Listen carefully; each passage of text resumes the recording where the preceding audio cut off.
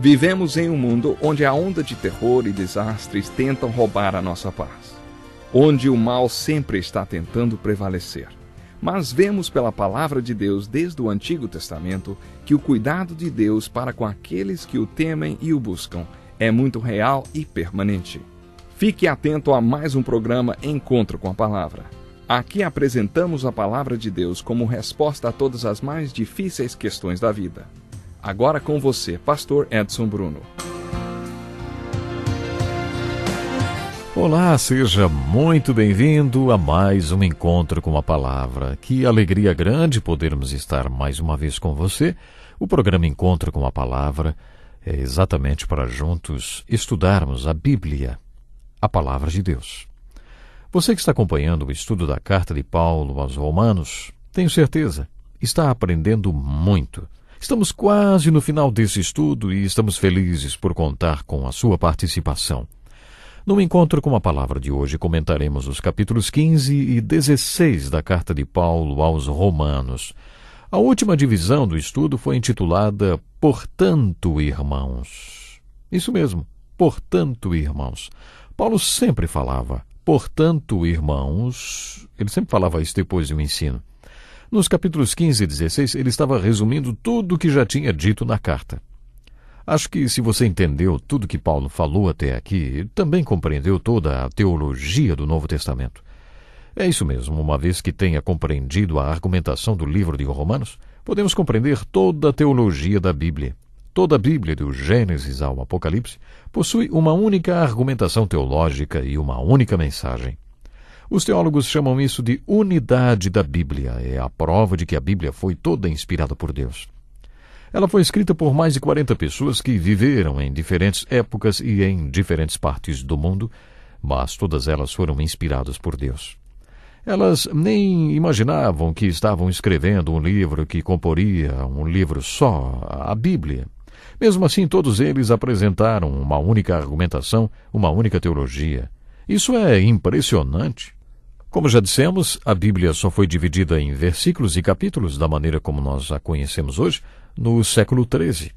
Originalmente, a Bíblia não foi escrita com essa divisão em capítulos. Isso não fez parte da inspiração de Deus. Algumas divisões, alguns versículos e capítulos foram divididos corretamente, mas outros não. E se você observar bem, vai verificar que o texto do capítulo 14 deveria continuar até o versículo 7 do capítulo 15 de Romanos. Isso quer dizer que o capítulo 15 deveria começar a partir do versículo 8. Os primeiros 7 versículos do capítulo 15 são uma continuação do tema do capítulo 14, ou seja, Paulo ainda estava falando sobre o irmão mais fraco e a consideração e amor que devemos demonstrar por ele. Dentro da comunidade espiritual cristã existem duas maneiras de tratar a questão o que é certo e errado. A primeira é crua e simples. Algumas coisas que são pão, pão, queijo, queijo. Elas são certas ou erradas. E fim de papo. Não dá para discutir, não dá mesmo. A segunda é, o que o meu irmão mais fraco acha que é certo e errado, hein? Ou seja, nossa ética não deve ser governada apenas pelo que achamos que seja certo ou errado, mas também pelo que as outras pessoas pensam que seja certo e errado. Mesmo se não concordamos, devemos ter consideração e amor pelo irmão que pensa diferentemente de nós. Por isso, continuando o que já tinha falado no capítulo 14, Paulo escreveu a partir do versículo 1 do capítulo 15 o seguinte: Nós que somos fortes devemos suportar as fraquezas dos fracos e não agradar a nós mesmos. Cada um de nós deve agradar ao seu próximo para o bem dele, a fim de edificá-lo, pois também Cristo não agradou a si próprio, mas, como está escrito, os insultos daqueles que te insultam caíram sobre mim.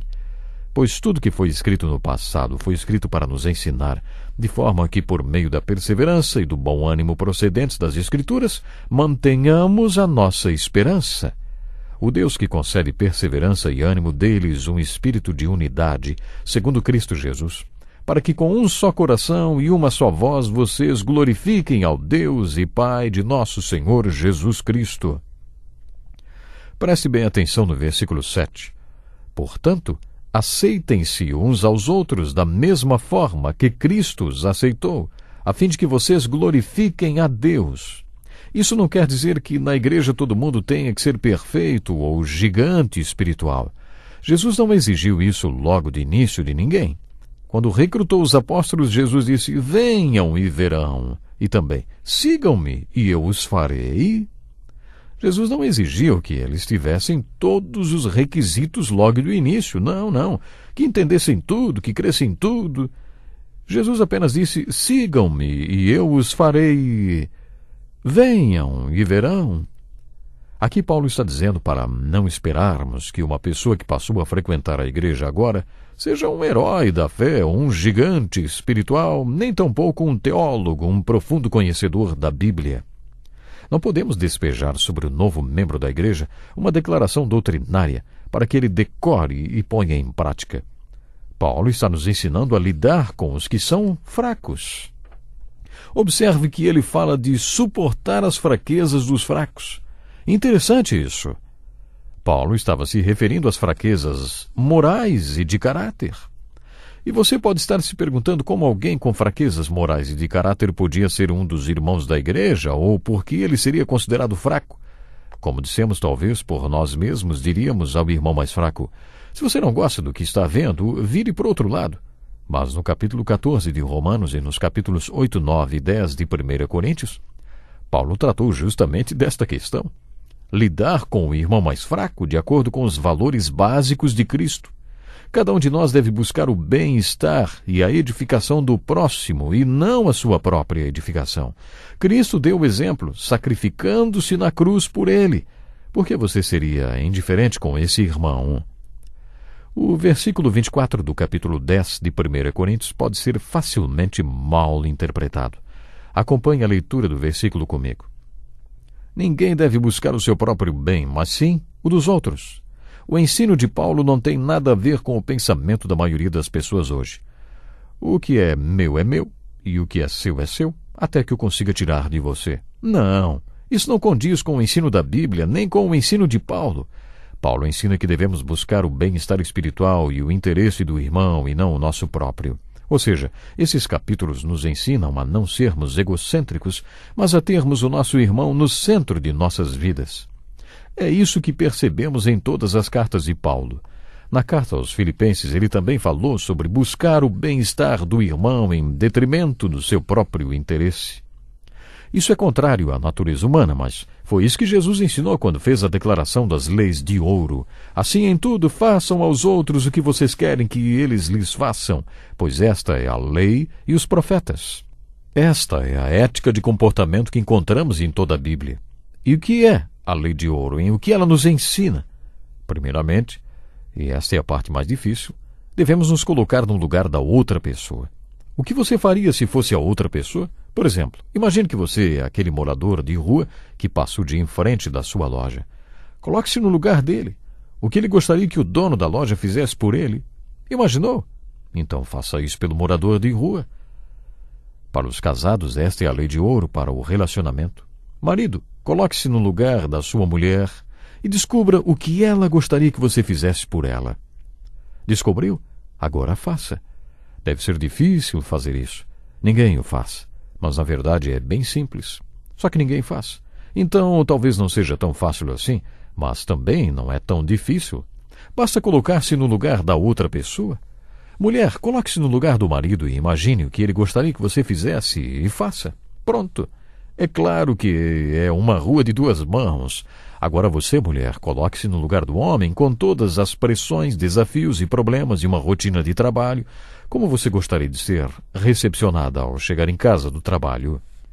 Depois que você encontrar a resposta, coloque-a em prática. Esta é a lei de ouro do relacionamento conjugal. Colocar-se no lugar do outro. Creio que o maior desafio que Jesus lançou no contexto das leis de ouro está representado no Sermão da Montanha. O final do sermão foi como se Jesus dissesse àqueles que o acompanharam no primeiro retiro espiritual, ouvindo o seu ensino: olhem para baixo para todas aquelas pessoas no pé da montanha. Olhem para suas vidas e seus problemas, resultado de não crerem como vocês creem. Elas não são discípulos como vocês são e não sabem o que vocês sabem. Se vocês fossem um deles, descrentes, o que gostariam que um crente em Jesus fizesse por vocês? Já imaginou? Agora coloquem sua descoberta em prática. Isso faria de nós missionários para o mundo, cristãos com uma visão global. Isso faria qualquer cristão diferente com uma visão para o mundo. Mas somos egocêntricos, não é? A natureza humana nos leva a fazer exatamente o contrário deste ensinamento. Mas esse é um dos valores de Cristo que Paulo aplica à igreja. O corpo de Cristo também é feito desses irmãos mais fracos, extremamente escrupulosos, um sinal da fraqueza deles. Eles são cuidadosos ao extremo e consideram errada a prática de costumes inocentes. A questão é saber o quanto amamos esses irmãos. Coloque este irmão no centro da sua vida e deixe de viver para satisfazer apenas a sua vontade. Viva por ele, para a edificação dele. Paulo continua dizendo que Jesus deu o exemplo e depois, nos versículos 4 e 5, ele escreveu palavras que considero muito importantes para nós, uma das minhas preferidas. Acompanhe comigo. Pois tudo que foi escrito no passado, quer dizer no Velho Testamento, foi escrito para nos ensinar, de forma que, por meio da perseverança e do bom ânimo procedentes das Escrituras, mantenhamos a nossa esperança. O Deus que concede perseverança e ânimo deles um espírito de unidade, segundo Cristo Jesus, para que com um só coração e uma só voz vocês glorifiquem ao Deus e Pai de nosso Senhor Jesus Cristo. Paulo usa 2 vezes a palavra em grego upomona, traduzida por perseverança. Você já deve ter me ouvido falar sobre isso. Quando estamos passando por uma dificuldade, nossa primeira reação é orar: Senhor, tira-me desta situação. Algumas vezes Deus tira. Esse é o significado de salvação. Mas muitas vezes clamamos a Deus para nos livrar e Deus responde simplesmente dizendo não. Foi assim que Deus respondeu a Paulo quando ele orou para que lhe fosse retirado o espinho da carne.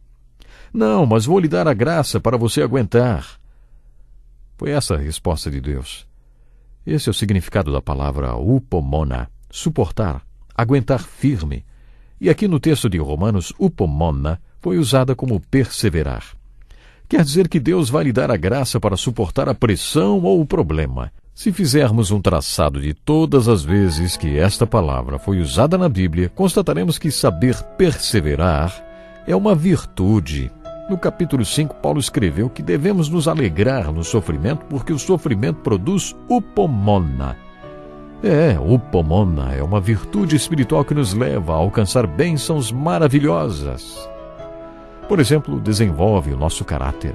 E depois este caráter espiritual nos leva a ter esperança. Um tipo de esperança diferente, que não decepciona. Responda para mim, você já tem essa esperança? Pense nisso. Até o próximo programa. Que lição importantíssima. Obrigado, pastor Edson Bruno. Prezado ouvinte, coloque em prática o que você ouviu aqui. Sem dúvida, sua vida será grandemente abençoada. Este é um estudo escrito pelo Dr. Dick Woodward, na voz do pastor Edson Bruno. Escreva-nos e solicite o material.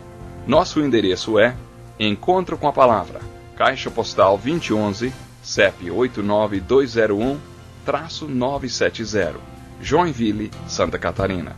Até o nosso próximo Encontro com a Palavra.